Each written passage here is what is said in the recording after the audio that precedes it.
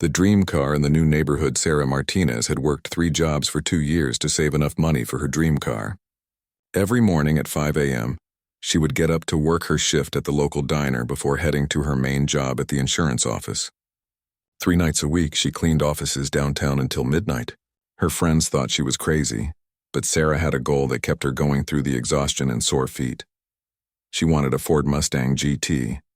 Not just any Mustang, but a bright red one with black racing stripes. She had fallen in love with that exact model when she saw it at a car show 2 years ago. The salesman had laughed when she asked about financing options on her modest salary, but Sarah was determined. She would save every penny until she could buy it with cash. The day finally came in March when Sarah walked into the Ford dealership with an envelope containing $28,000 in cash. The same salesman who had dismissed her before nearly dropped his coffee when she placed the money on his desk. 2 hours later, Sarah drove off the lot in her pristine 2019 Mustang GT, her hands trembling with excitement on the steering wheel. Living in her small apartment downtown had become cramped, and with her new car, Sarah decided it was time to find a better place to live. She found a perfect townhouse in Willowbrook Estates, a newer development with tree-lined streets and well-maintained properties. The monthly rent was higher than her old place, but she could afford it now that she had dropped down to just one full-time job. The townhouse came with a small garage, which was perfect for protecting her new car. Sarah spent hours in that garage, carefully washing and waxing the Mustang every weekend. She bought the best car covers, premium cleaning supplies, and even installed additional lighting so she could see every detail of her beloved vehicle. Willowbrook Estates was governed by a homeowners association, something Sarah had never dealt with before. During her first week, she received a welcome packet in the mail containing dozens of rules and regulations. The HOA president, Robert Kingston, had signed the cover letter with a flourish, welcoming her to our exclusive community where property values and standards are our top priority. Sarah read through the rules carefully. No parking on the street overnight.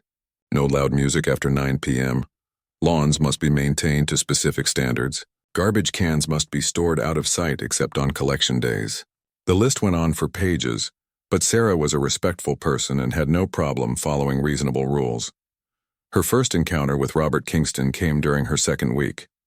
She was washing her car in the driveway on a Saturday afternoon when a large black SUV pulled up. A tall man in his 50s stepped out, wearing pressed khakis and a polo shirt. His graying hair was perfectly styled, and he carried himself with an air of authority that immediately put Sarah on edge. "You must be our new resident," he said, extending his hand with a practiced smile. "Robert Kingston, HOA president. Welcome to Willowbrook Estates."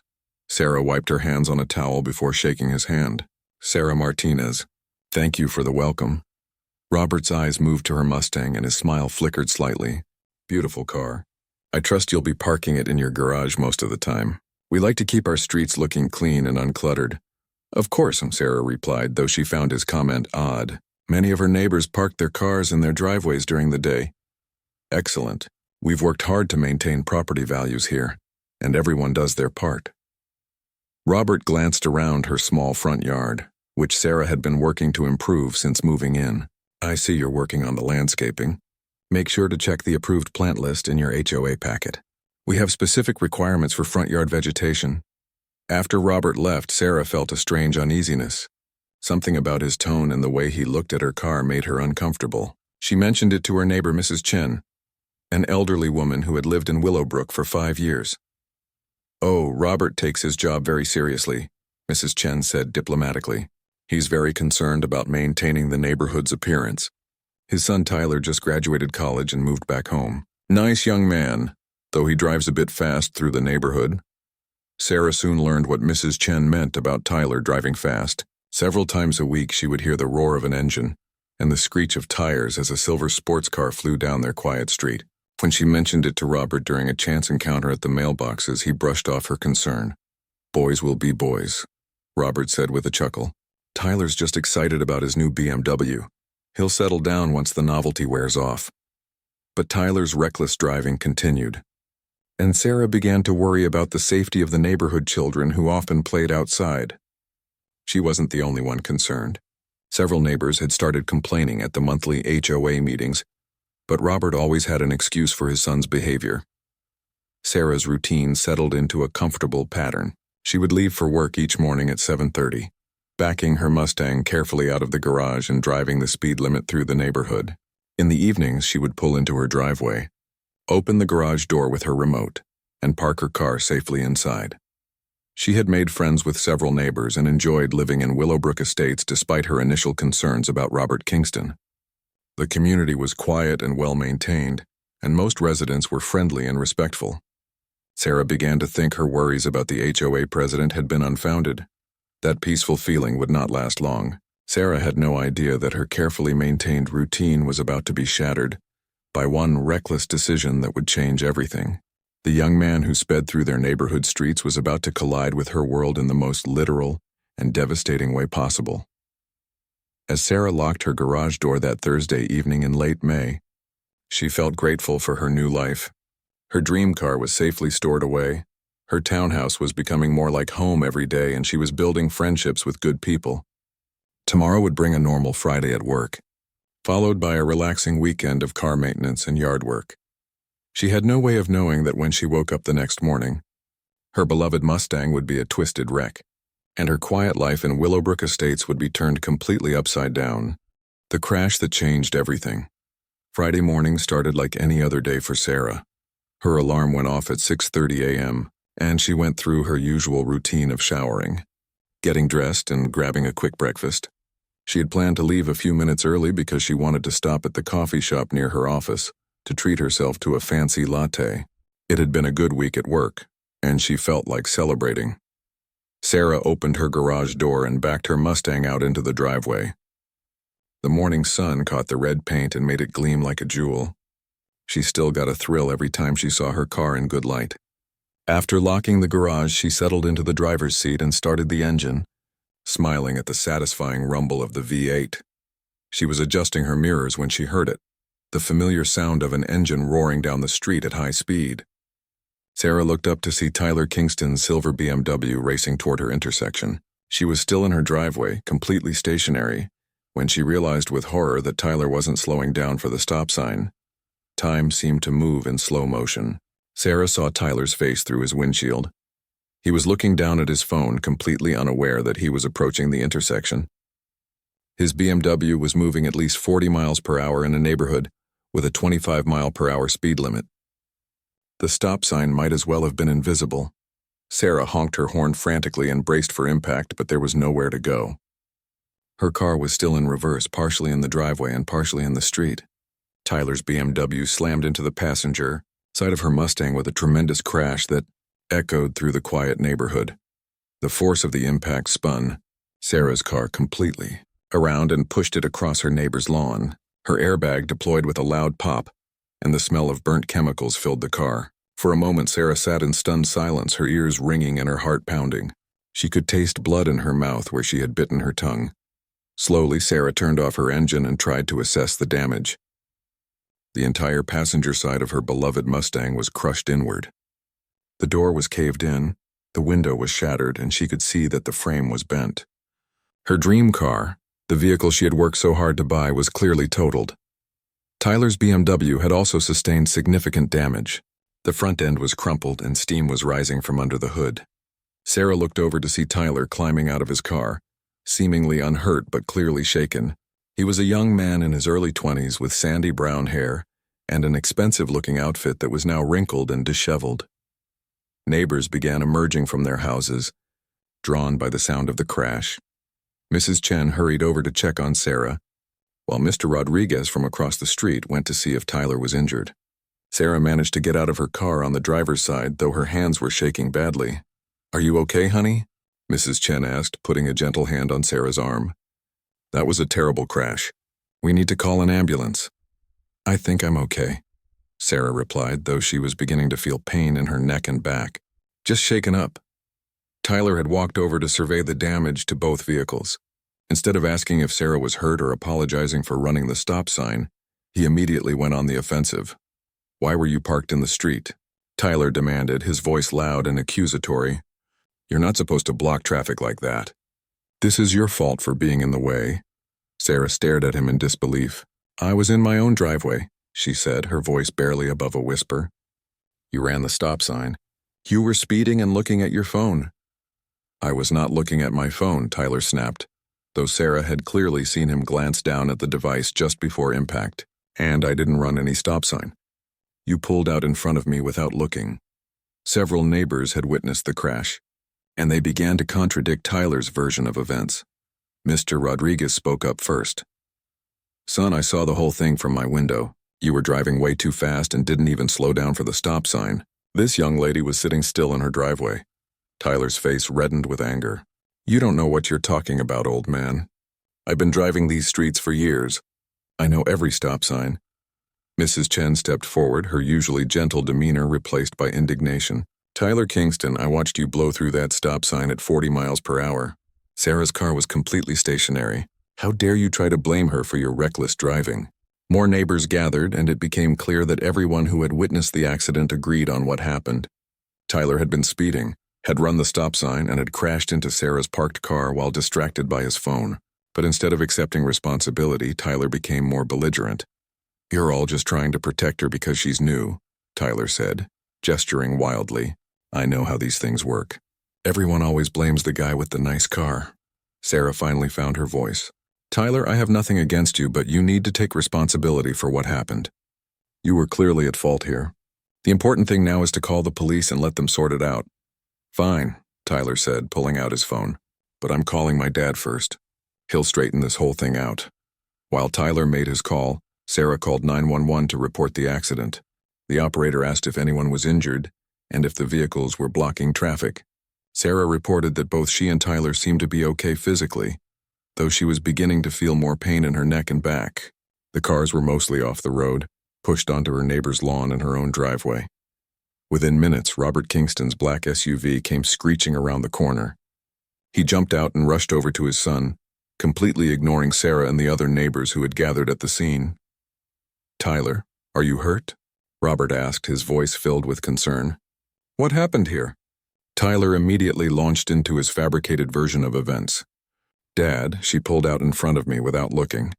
I couldn't stop in time. All these people are lying about what they saw because they don't like that I drive a nice car.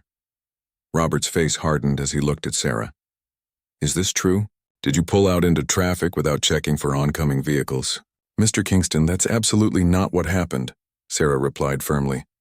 I was sitting stationary in my driveway when your son ran the stop sign and crashed into me. Multiple neighbors witnessed it. That's impossible, Robert said dismissively. Tyler is an excellent driver.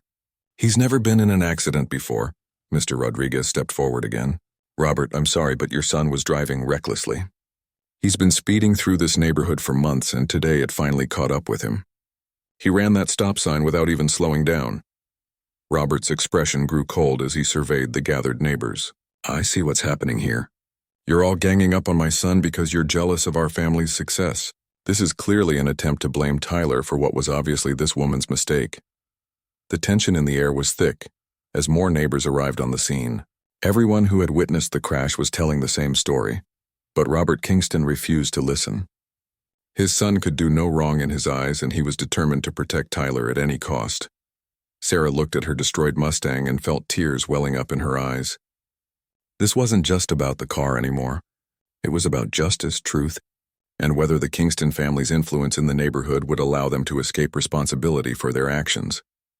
The sound of sirens in the distance signaled that help was on the way. But Sarah had no idea that her real battle was just beginning. The cover-up begins. The police arrived 15 minutes after Sarah's call, with Officer Janet Martinez pulling up in her patrol car just as the paramedics arrived in their ambulance. Sarah noticed the coincidence of sharing the same last name with the officer, though they weren't related. Officer Martinez was a professional woman in her 30s who immediately took control of the chaotic scene. Everyone please step back except for the drivers involved, Officer Martinez announced. I need to examine the accident scene and speak with witnesses one at a time. Sarah felt relieved to see a competent professional taking charge. Surely the police would be able to determine the truth of what happened. She had multiple witnesses, clear evidence of Tyler's reckless driving, and the physical evidence of the crash itself should speak volumes. But Robert Kingston had other plans. As soon as Officer Martinez introduced herself, Robert stepped forward with his hand extended and a politician's smile. "Officer Martinez, I'm Robert Kingston, president of the Willowbrook Estates HOA. Thank you for responding so quickly to this unfortunate incident." His tone was smooth and authoritative, as if he were greeting a subordinate rather than a police officer investigating his son's accident. "Mr. Kingston, I'll need to speak with all parties involved. But first I need to check if anyone requires medical attention," Officer Martinez replied professionally, though Sarah noticed her take a small step back from Robert's overly familiar approach. The paramedics had already examined both Tyler and Sarah. Tyler insisted he was completely fine and refused any treatment. Sarah, however, was beginning to feel significant pain in her neck and back, along with a persistent headache. The paramedics recommended that she go to the hospital for evaluation, but Sarah was worried about leaving the scene before giving her statement to the police. "I'll stay until I can talk to the officer," Sarah told the paramedics. "This is too important." Officer Martinez began by examining the physical evidence at the scene. She measured the skid marks, or rather the lack thereof, from Tyler's BMW, took photographs of both vehicles from multiple angles, and documented the positions where the cars had come to rest.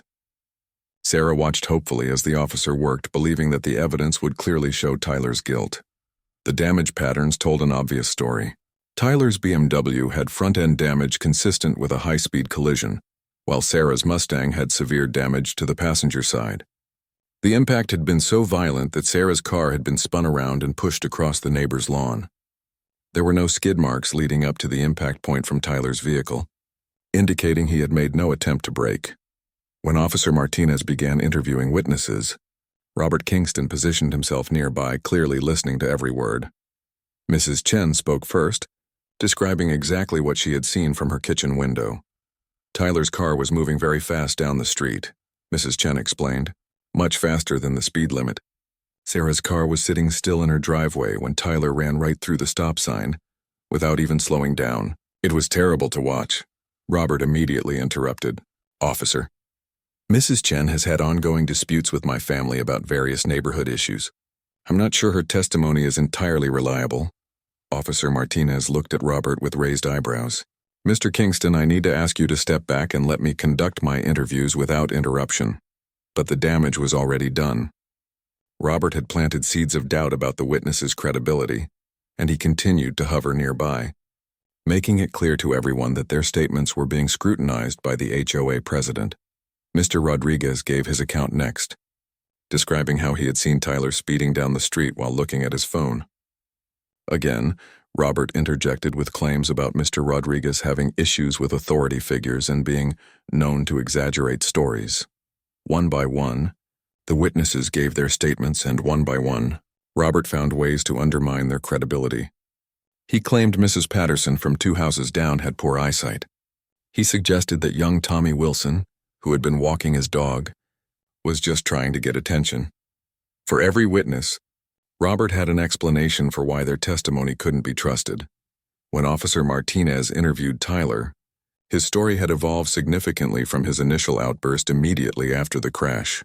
Now he claimed that Sarah had suddenly backed out of her driveway without warning, and that he had been driving at or below the speed limit. He denied using his phone and insisted that he had stopped completely at the stop sign before proceeding through the intersection. "Officer, my son is a very responsible driver," Robert added when Tyler finished his statement.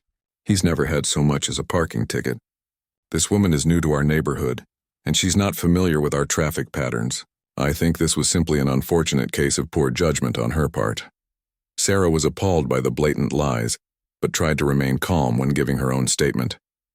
She described exactly what had happened, how she had been sitting stationary in her driveway, adjusting her mirrors before leaving for work, when Tyler's speeding BMW crashed into her car. "Officer, I have multiple witnesses who saw exactly what happened," Sarah said. "Tyler was speeding and ran the stop sign. I never moved my car from the driveway until his car hit mine." Robert shook his head sadly. "Officer Martinez, I hate to say this, but I think this young woman is trying to avoid responsibility for her mistake. It's human nature to want to blame someone else when something goes wrong." As Officer Martinez finished collecting statements and evidence, Sarah felt increasingly uneasy about the way things were going. Robert Kingston's attempts to influence the investigation were becoming more brazen by the minute. When the officer walked back to her patrol car to write her report, Robert followed her. Sarah couldn't hear what Robert was saying to Officer Martinez, but she could see him gesturing animatedly and speaking in low, urgent tones. At one point, he pulled out his phone and showed the officer something on the screen. Sarah worried that Robert was using his position and connections to try to sway the official report. When Officer Martinez returned, she seemed less certain than she had been earlier. "Based on my investigation, there are conflicting accounts of what happened here," she announced. "The physical evidence is consistent with multiple scenarios. I'm going to cite both drivers for failure to exercise due care and let the insurance company sort out the details."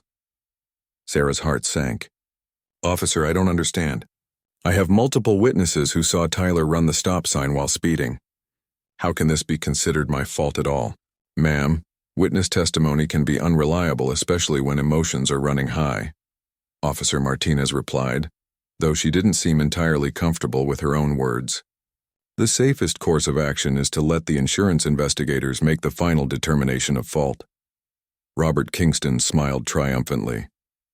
"Officer Martinez, thank you for your thorough and professional investigation. I'm sure this unfortunate misunderstanding will be resolved fairly through the proper channels." As the police officer left and the crowd of neighbors began to disperse, Sarah found herself standing alone next to her destroyed Mustang. Tyler and Robert had already arranged for a tow truck to remove the BMW, and they were making plans to have it repaired at the best shop in town, as Robert put it. Mrs. Chen approached Sarah with a concerned expression. "Honey, I'm so sorry about how this turned out.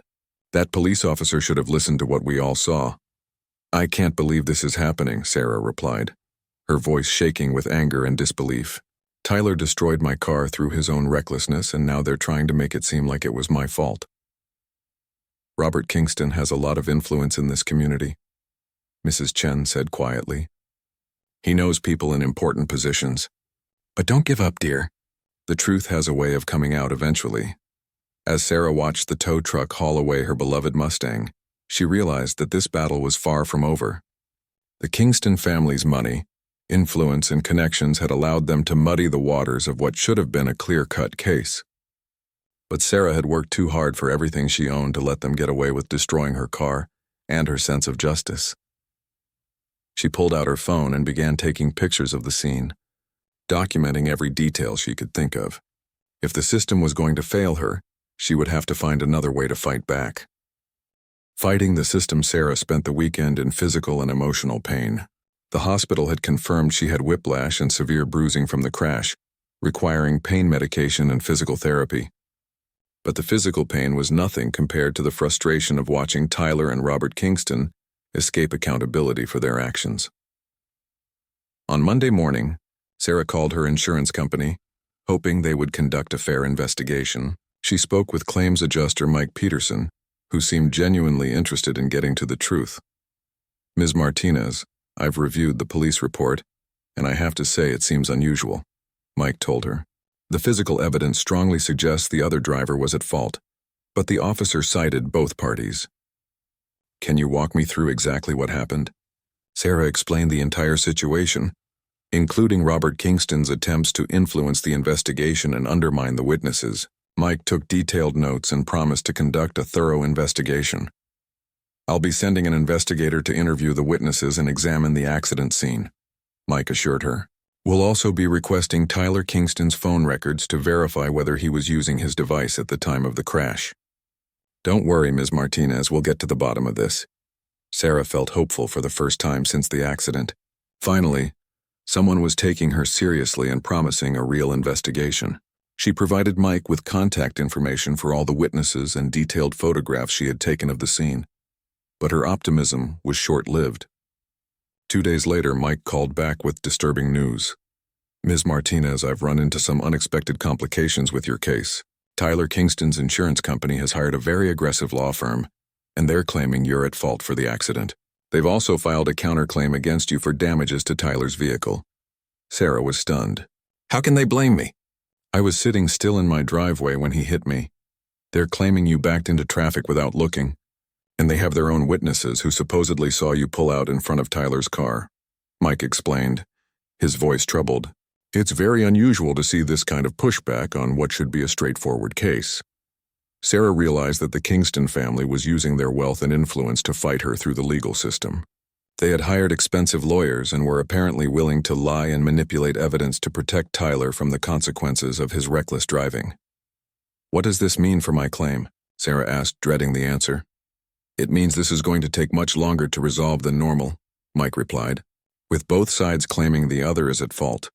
We'll need to conduct a very detailed investigation. In the meantime, you'll need to pay your deductible to get your car repaired or replaced, and we'll sort out reimbursement later. Sarah's heart sank. Her insurance deductible was $5,000, money she didn't have after spending her savings on the Mustang. Without her car, she was already struggling to get to work and handle daily tasks. She had been borrowing Mrs. Chen's car and relying on rideshare services, which was expensive and inconvenient. The next blow came from an unexpected source. On Thursday evening, Sarah found an official notice from the Willowbrook Estates HOA in her mailbox. The letter, signed by Robert Kingston, informed her that she was being fined $200 for failure to maintain property standards and creating a public disturbance. The letter claimed that Sarah's involvement in the car accident had disrupted the peaceful nature of our community and that the damage to her neighbor's lawn, where her car had been pushed, required immediate repair at Sarah's expense. Additionally, she was being cited for having emergency vehicles in the neighborhood, which supposedly violated HOA rules about commercial traffic. Sarah read the letter 3 times, unable to believe what she was seeing. Robert Kingston was actually fining her for being the victim of his son's reckless driving. The man's audacity knew no bounds. She immediately called the HOA management company to dispute the fines, but was told that Robert Kingston had full authority to issue violations and that she would need to appear before the HOA board to contest them. The earliest available hearing was scheduled for 6 weeks away. This is insane, Sarah told Mrs. Chen that evening as they sat on Mrs. Chen's porch. He's actually punishing me for his son crashing into my car. Robert Kingston is a vindictive man, Mrs. Chen replied sadly. I've seen him go after other residents who crossed him. Last year he drove the Johnson family out of the neighborhood with constant fines and harassment after they complained about his son's loud parties. How does he get away with this? Money and connections, Mrs. Chen said simply. Robert owns several businesses in town, and his brother-in-law is on the city council. He's used to getting his way, and he doesn't like it when people stand up to him. Sarah felt overwhelmed by the mounting challenges. She was dealing with physical pain from the accident, financial stress from losing her car, and now harassment from the HOA president. But she refused to be bullied into submission. Over the next few days, Sarah began researching her options. She contacted several lawyers about pursuing a personal injury claim against Tyler Kingston, but most wanted large retainer fees she couldn't afford. Finally, she found attorney Lisa Wong, who agreed to take her case on a contingency basis. Ms. Martinez, based on what you've told me, you have a strong case, Lisa said during their consultation. The physical evidence clearly supports your version of events, and you have multiple witnesses. The Kingston family's behavior after the accident actually works in your favor. It shows consciousness of guilt. Sarah felt a surge of hope. So you think we can win? I think we can, but I need to warn you that this won't be easy, Lisa replied. The Kingston family has resources, and they're clearly willing to use them. They'll try to make this as expensive and time-consuming as possible, hoping you'll give up and go away. I'm not going anywhere, Sarah said firmly. I work too hard for what I have to let them destroy it without a fight. Lisa smiled. Good. That's exactly the attitude we'll need to beat them. As Sarah left the lawyer's office, she felt more determined than ever. The Kingston family had used their privilege and influence to escape consequences for too long. Tyler had destroyed her dream car through his own recklessness, and now they were trying to destroy her life to cover up their mistakes. But Sarah had something. They didn't expect the determination of someone who had worked for everything she owned and refused to let bullies take it away. She might not have their money or connections, but she had the truth on her side, and she was willing to fight as long as it took to see justice done. The battle lines were drawn, and Sarah Martinez was ready for war. The truth comes to light. Sarah's lawyer, Lisa Wong, wasted no time in building their case. Within a week of being hired, She had filed a lawsuit against Tyler Kingston for reckless driving, property damage, and personal injury. She also sent a formal demand letter to the Kingston family's insurance company, outlining the evidence and demanding full compensation for Sarah's damages. The Kingston family's response was swift and predictable. Their high-powered law firm, Henderson, Blake & Associates, filed a countersuit claiming Sarah was at fault and demanding damages for Tyler's car and emotional distress. They also sent threatening letters to several of Sarah's neighbors, warning them about the legal consequences of providing false testimony. But Lisa Wong had been practicing law for 15 years, and she wasn't intimidated by the Kingston family's legal team. She immediately began deposing witnesses and gathering evidence that would expose Tyler's pattern of reckless behavior. "Sarah, you're going to love this," Lisa said during a phone call 3 weeks after filing the lawsuit. "I've been digging into Tyler Kingston's background, and it turns out he's not the perfect son his father claims he is." Lisa had discovered that Tyler had received 3 speeding tickets in the past 2 years, all of which had been mysteriously dismissed or reduced to minor infractions. She had also found social media posts from Tyler's friends describing his habit of racing through neighborhoods and bragging about getting away with everything because of his dad. "Even better," Lisa continued, "I found Tyler's Instagram account where he posted videos of himself street racing just 2 weeks before your accident. In one video, he's clearly driving through your neighborhood at high speed while filming himself on his phone." Sarah felt a surge of vindication. Finally, they had concrete evidence of Tyler's dangerous driving habits. But Lisa had even more good news. "I also subpoenaed Tyler's cell phone records for the day of the accident. Guess what? He sent a text message at exactly 7:43 a.m., less than 2 minutes before the crash occurred. The cell tower data shows he was definitely in his car and moving when he sent that text." The evidence was overwhelming, but the Kingston family wasn't giving up without a fight. Robert Kingston began a campaign of harassment against Sarah that went far beyond HOA fines. He started issuing violation notices for increasingly trivial matters. Her garbage can was supposedly 6 inches too close to the street. Her lawn was allegedly 1 inch too long in one spot, and her mailbox was painted the wrong shade of black. Each violation came with a fine ranging from $50 to $200, and Robert made it clear that he would continue issuing them until Sarah moved out of the neighborhood. When Sarah tried to fight the violations, Robert scheduled hearings during her work hours and then claimed she was failing to appear when she couldn't attend. The harassment campaign backfired spectacularly. Sarah's neighbors were disgusted by Robert's obvious abuse of power, and several of them began documenting every violation notice and fine. Mrs. Chen started a petition calling for Robert's removal as HOA president, and it quickly gained signatures from more than half the residents. "Robert Kingston has turned our peaceful neighborhood into his personal kingdom," the petition read. "He uses his position to punish anyone who disagrees with him, and his son's reckless driving has endangered all of our families. It's time for new leadership in Willowbrook Estates." But the most damaging evidence came from an unexpected source. Tommy Wilson, the teenager who had been walking his dog on the morning of the accident, had been recording a video for social media when Tyler's BMW crashed into Sarah's car. Tommy had forgotten about the video in the chaos following the accident, but remembered it when Lisa Wong interviewed him for the lawsuit. The video was crystal clear and devastating to Tyler's case. It showed Tyler's BMW racing down the street at high speed, Tyler clearly visible looking down at his phone instead of watching the road.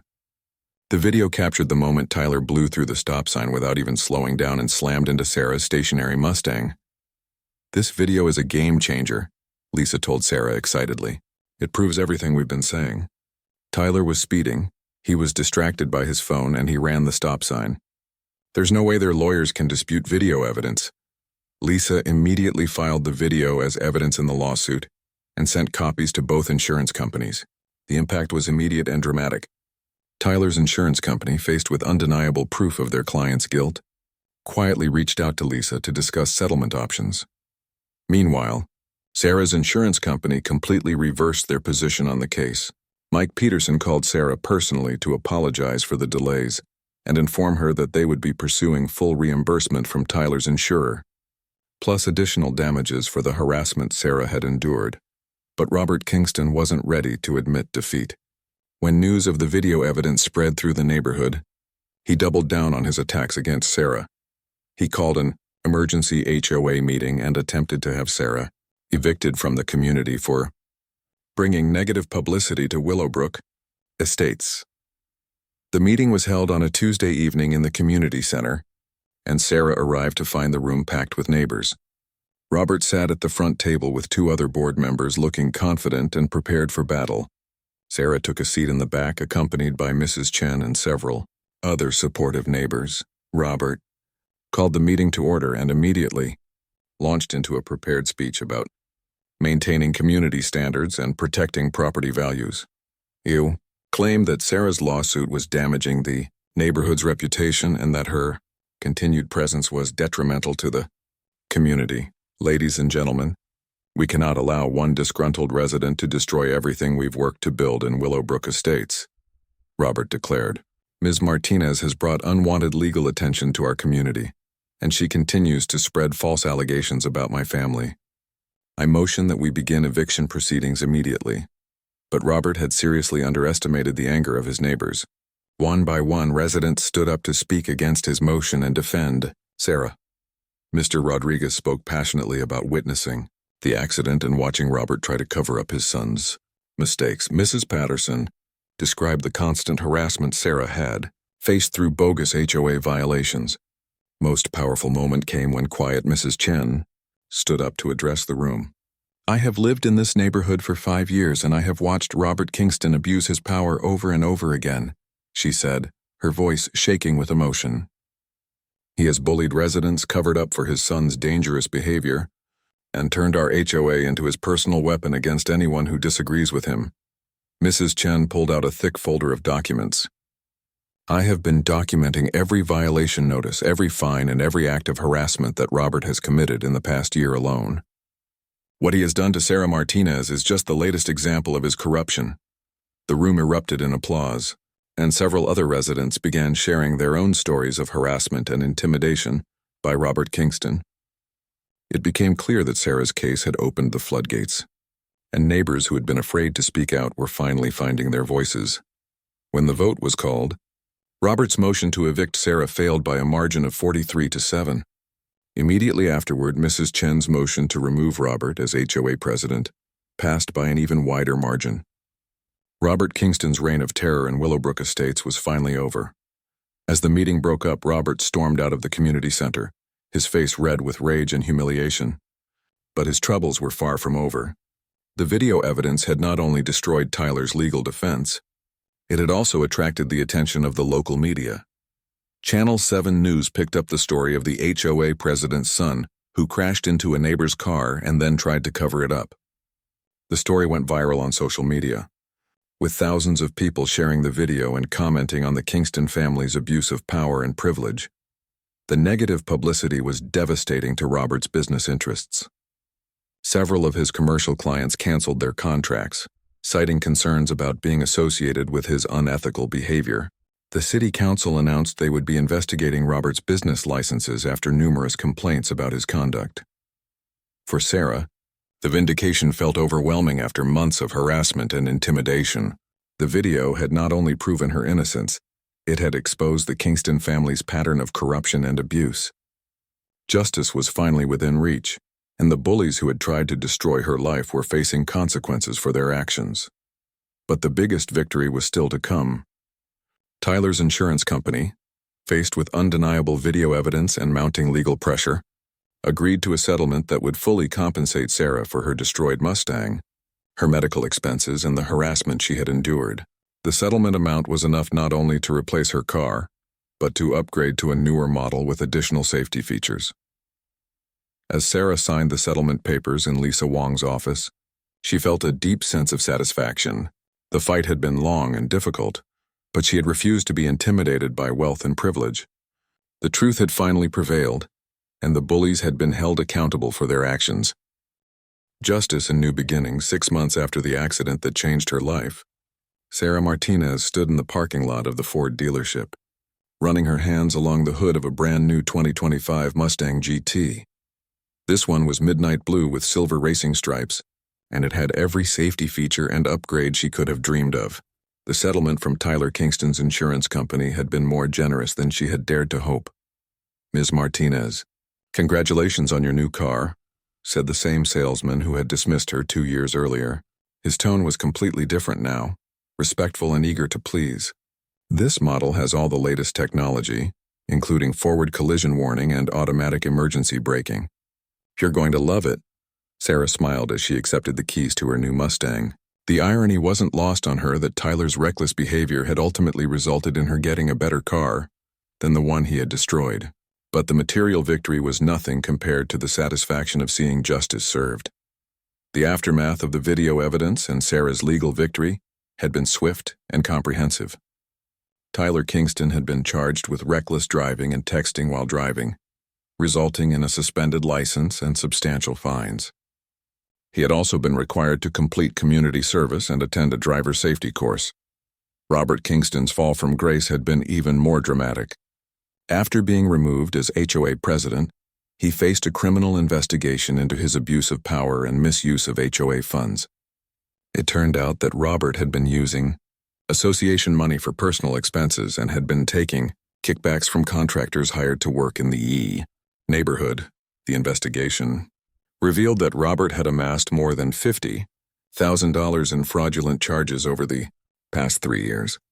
He was eventually sentenced to 2 years in prison and ordered to pay full restitution to the HOA. His business empire crumbled as clients and partners fled from the negative publicity, leaving the family's finances in ruins. The Kingston family home in Willowbrook Estates went up for sale within a month of Robert's sentencing. Sarah watched from her front window as the moving trucks loaded their belongings, feeling a complex mix of satisfaction and sympathy. She had never wanted to destroy their lives, only to hold them accountable for their actions. Tyler, in particular, seemed like a different person in the months following the accident. Gone was the arrogant young man who had tried to blame Sarah for his mistakes. The weight of his father's legal troubles and the family's financial collapse appeared to have humbled him considerably. 2 weeks before the Kingstons moved out of the neighborhood, Tyler appeared at Sarah's door. He looked nervous and genuinely remorseful as he stood on her doorstep, shifting his weight from foot to foot. "Ms. Martinez, I know you probably don't want to see me," Tyler began, his voice barely above a whisper, "but I needed to apologize before we leave." Sarah studied his face, looking for any sign of the arrogant behavior he had displayed after the accident.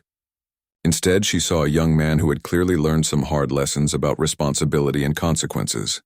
"What are you apologizing for, Tyler?" Sarah asked, wanting to hear him take full ownership of his actions. "For destroying your car, for lying about what happened, and for letting my father try to ruin your life to protect me," Tyler said, his voice cracking slightly. "I was driving too fast, I was looking at my phone, and I ran that stop sign. Everything that happened afterward was my fault, and I'm sorry it took me so long to admit it." Sarah felt some of the anger she had been carrying for months begin to dissolve. "Tyler, I appreciate your apology. It takes courage to admit when you're wrong, especially after everything that's happened. I'm going to be a better person," Tyler continued. "I'm starting over in a new city, and I'm never going to let pride and privilege make me hurt innocent people again." "I promise you that," Sarah nodded. "I hope you keep that promise, Tyler. Everyone deserves a second chance to do the right thing." As Tyler walked away, Sarah felt a sense of closure she hadn't expected. The young man who had destroyed her car and tried to blame her for it was gone, replaced by someone who had finally learned the difference between right and wrong. The new HOA president, Mrs. Chen, had worked tirelessly to repair the damage Robert Kingston had done to the community. She implemented transparent financial reporting, established clear procedures for violations and fines, and created a neighborhood watch program to address safety concerns without harassment or intimidation. Sarah's neighbors treated her like a hero for standing up to the Kingston family's abuse of power. Several residents thanked her for having the courage to fight back when others had been too intimidated to speak out. The community felt safer and more united than it had in years. But perhaps the most meaningful change was in Sarah herself.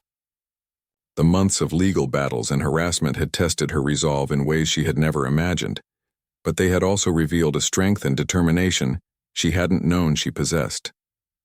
She had faced down wealthy, powerful bullies and won through persistence, courage, and refusal to compromise her principles. Sarah's career had also benefited from the experience. Her insurance company, impressed by her thorough documentation and professional handling of the case, offered her a promotion to senior claims investigator. The new position came with a significant salary increase and the opportunity to help other people who found themselves in situations similar to what she had experienced. As Sarah drove her new Mustang through the streets of Willowbrook Estates for the first time, she reflected on the journey that had brought her to this moment. The accident had been devastating and traumatic, but it had also revealed the character of everyone involved. The bullies had been exposed and held accountable, while the good people in her community had shown their true colors by standing up for what was right. Mrs. Chen waved from her garden as Sarah pulled into her driveway, and several other neighbors called out friendly greetings. This was her home now, truly and completely, in a way it had never been when the Kingston family's influence cast a shadow over the community. That evening, Sarah sat in her garage admiring her new car just as she had done with her first Mustang 2 years earlier. But this time was different. This car represented not just her hard work and determination to achieve her dreams, but also her refusal to let bullies destroy what she had built.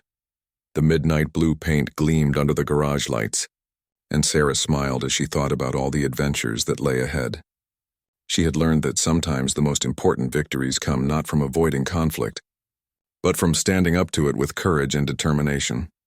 Sarah Martinez had gotten her justice, kept her home, and gained something even more valuable, the knowledge that she was strong enough to fight for what was right, no matter how powerful her opponents might be. Her new Mustang was beautiful, but the real prize was the person she had become in the process of fighting for it. As she turned off the garage lights and headed inside, Sarah felt genuinely excited about the future. The bullies were gone, her community was healing, and her new car was waiting for tomorrow's adventures. Justice had been served and life was good.